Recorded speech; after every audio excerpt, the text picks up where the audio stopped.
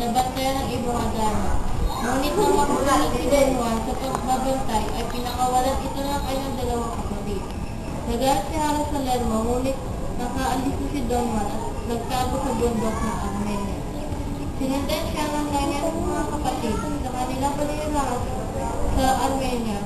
Nakilala nila si Prinsesa Leonora at Prinsesa Juana na iniligtas nila sa higante at serpiente. Paalis na sila nang makalimutan ng isa sa prinsesa ang kanyang singsing. Nagpagbaba na siya ay pinutol ng kanyang kapatid ang tali.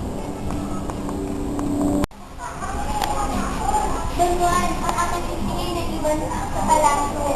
O aking prinsesa, ako'y babalik o kakulit ang musik. Ika'y mabibig na mayroon pang mabalik.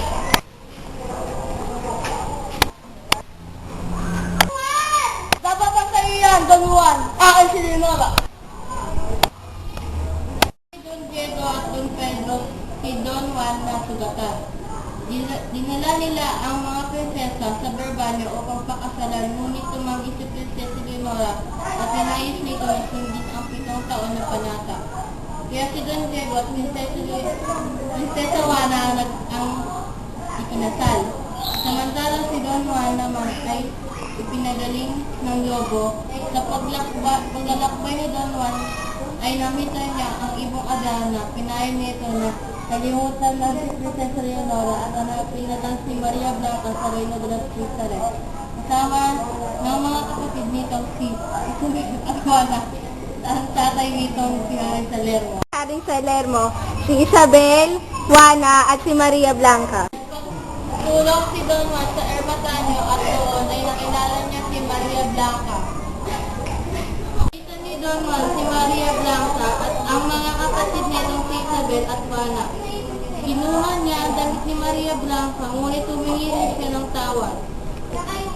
At kanyang ipinahayag ang pag-ibig dito. Ipinaliwanag ni Maria Blanca ang pagsubok ng hari. Dahil sa pamamahal ni Don Juan kay Maria Blanca, ay kinaya ni Don Juan ang 6 na pagsubok ni Jaro Salermo.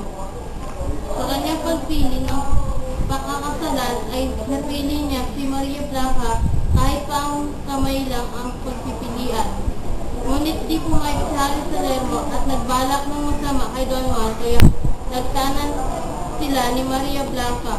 Nang malapit na sa Barbanya ay iniwan ni Don Juan si Maria Blanca sa kagubatan.